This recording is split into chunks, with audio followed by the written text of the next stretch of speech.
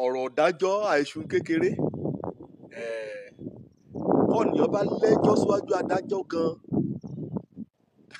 nínú ayé líbe ọmọ kò tí ì rí mélòó mélòó lọ̀rọ̀ dájọ́ kí Ọlọ́run ẹlẹ́rù níyì fúnra rẹ̀ kọ́ àṣekò kéde ẹ̀dá.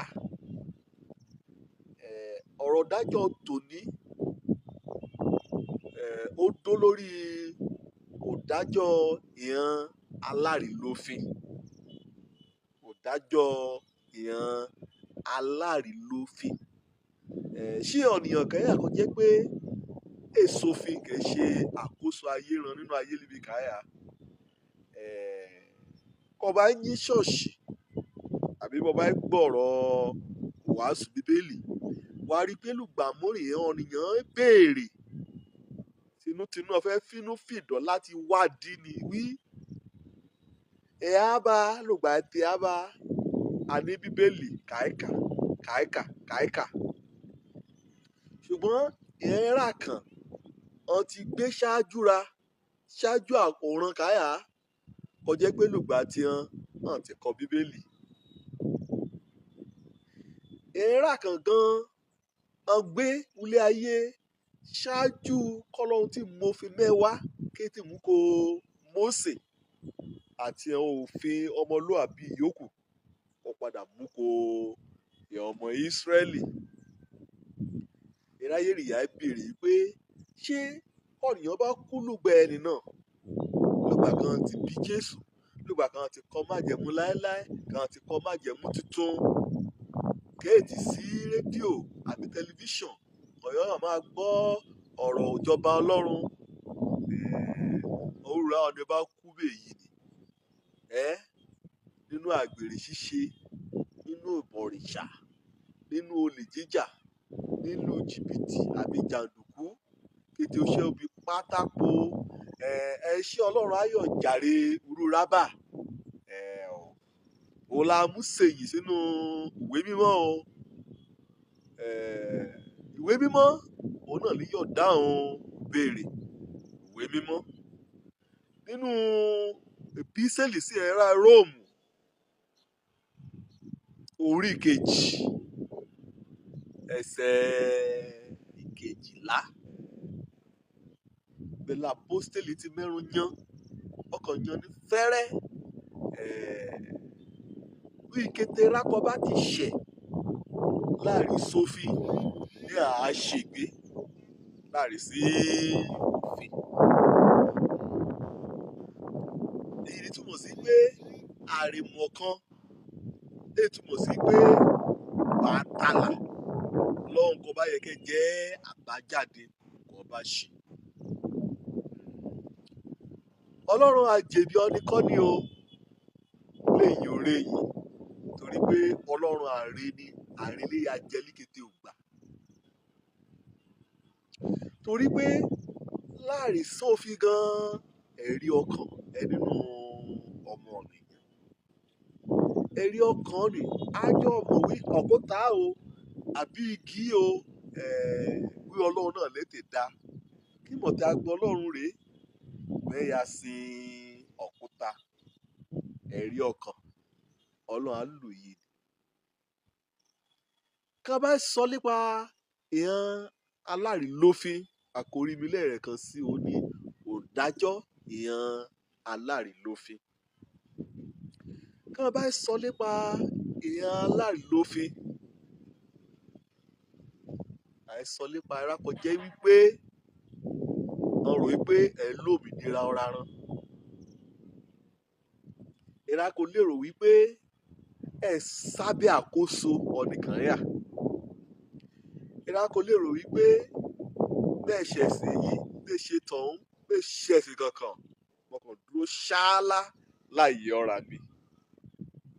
Ìrákò lérò wípé ẹ̀ sọ ní ká ṣùdájọ́ ran ẹ̀ sọ bá ká ṣùdájọ́ ran ẹ̀ sọ yà ẹ̀ sọ mọ ẹ̀ sọ kọ kọyọ̀ ṣùdájọ́ ran wípé òun bá rí hàn náà ṣe ibi bá rí hàn náà yà sí. Ìran alárìlófin hàn gbà pé ọ̀nìkan yà kà ń ká ọ́ wọ̀nyí rojọ́ níwájú rẹ̀. Ìran alárìnlófin hàn gbà wípé ọlọ́nìkan kà á jàbọ̀ ayé ran, kà á jàbọ̀ rẹ̀ níwájú rẹ̀. Ìran alárìnlófin hàn ní ẹ̀mí òrògbòníjẹ́. Ìran alárìnlófin èṣù kẹ̀ka ọlọ́ọ̀kù láti ṣe oko bá rè hàn. Ìran alárìnlófin hàn gbàgbọ́ nínú àgbékalẹ̀ kankankan yálà nípa tẹ̀sìn ni àbí nípa àkóso ti ìjọba. Ìran alárìnlófin hàn tẹríba kọ́nikọ́ni o, ìran nìkan ṣá òun bá rè hàn náà ṣe. Ẹ sọ ni yóò mú mi, òun ni àsọkágbá oríkì ìran alárìnlófin. Àlọ́ ẹ̀tọ́ náà ọ̀pọ̀lọpọ̀ ènìyàn pọ̀ nú ayé bà kò jẹ́ pé ẹ sọ ní mú wọn. Ọ̀dà gbègbè ayé ran títí kà á mú kú. Ṣùgbọ́n Ọlọ́run fúnra rẹ̀ kò ṣẹ̀dá ayé àtọ̀run. Ọmọwé ẹ̀yẹ kọ́ nìyàn kí a gbé lárìnlófin. Ewu níbẹ̀ torí pé kọ́nìyàn bá gbé lárìnlófin gánágáná á bàjẹ́ nínú ayé rẹ̀. Fún àpẹẹrẹ kẹ́jẹ́ pé kété ọkọ̀ bá ti rí ṣá lọ dà ẹ́yà mú lárìnlófin kọ́ dà ẹ́yà mú. Ẹ̀wé àmùgbà wàá da májèlé wàá dà á jẹ o. Ejéjẹ ohun àyẹ̀yẹ̀ ni ẹ ṣọ́ra lóríire. Bọ́ ọ bá jẹ́ lárìnlófin láàrin sí gbèdéke láàrin sóṣùwọ̀n ọyọ̀dà àìsàn sí ọ̀rá ọ̀nìyàn. Torí náà Ọlọ́run ṣètò kó ìran ìṣẹ̀dá rẹ̀ létòlétò ní mú òfin sí. Ibi bá ní kí ẹ jẹ adé, ibi bá ní kí a jẹ. Gbàmúrè gan kò jẹ́ pé òun fúnra rẹ̀ pèsè jíjẹ kò hàn lọ́fẹ̀ẹ́ láàrin ṣàgbẹ̀. Ọmọ mánà kò hàn níjọ̀ òun o. Ìhàn nìkan ọ̀kan rán ní ó níye kà á kó lójoojúmọ́ kọ́ bá ẹ̀dẹ̀ níjọ́ sátidé àbí sábàtì kọ̀la. Ìkàn kó lọ́pọ̀ méjì torí pé níjọ́ sábàtì níjọ́ òsì mìíràn ni. Sí ọ̀nìkà aráyè. Ikọ̀ bá kàn ya kó gan wé àríkó torí pé Ọlọ́run lètò èṣòfin bá a ti mófin kì í Mósè lẹ́yìn Mósè náà sí kọ́ ó gbé ọ wòlíì múrìn ó gbé ọ dìde kó bá wo láti inú Genesis títí dé Deuteronomy ibẹ̀ lọ àti rí ìwé ti Mósè.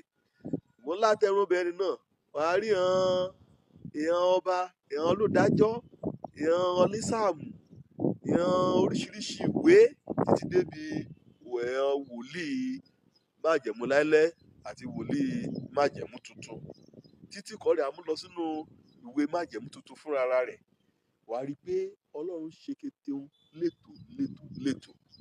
Torí náà ṣàwáwí o láti adẹ́ṣẹ̀ bí wàá ti dọ́run wàá wí Ọlọ́run wí sí ṣọ́ọ̀ṣì méjì rí tèmi ṣàlùfáà kan kìlọ̀ kò mí òjọra hàn sọ nípa Jésù Kristi torí pé àgbàgbọ́ nípa Jésù Kristi Bíbélì ti wí bá o ikú òun ni èrè ẹ̀ṣẹ̀. Torí náà àǹfààní kan ní bá wẹ́ẹ̀ ti gbọ́ ìrere rí èyí kò gbọ́ náà wá kékeré kọta tí ọ létí lu àǹfààní nì láti tẹ́ ọ gba òfin Ọlọ́run fún gbogbo ayé rẹ bí alárìnlófin. Olòmíràn á ṣe dandan ní kọ̀ọ̀yàn alábẹ́ ọkọ olòmíràn á ṣe dandan ní kọ̀ọ̀yàn fẹ́ yàsúlé kọ̀ọ̀bàrà ìyàṣúṣe kù ṣe olùpẹ̀ wọn fẹ́ gba òfin ti Ọlọ́run.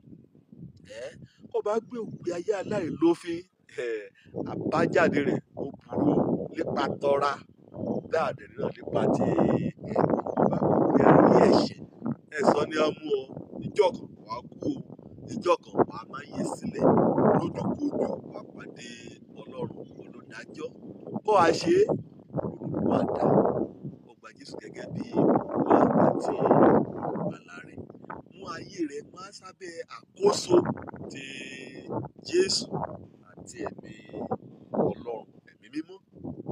Ọ̀nà kan ṣoṣo lè yí ni o wàá mú tààlà òun ìdájọ́ òdúró ìran alárìnlófin.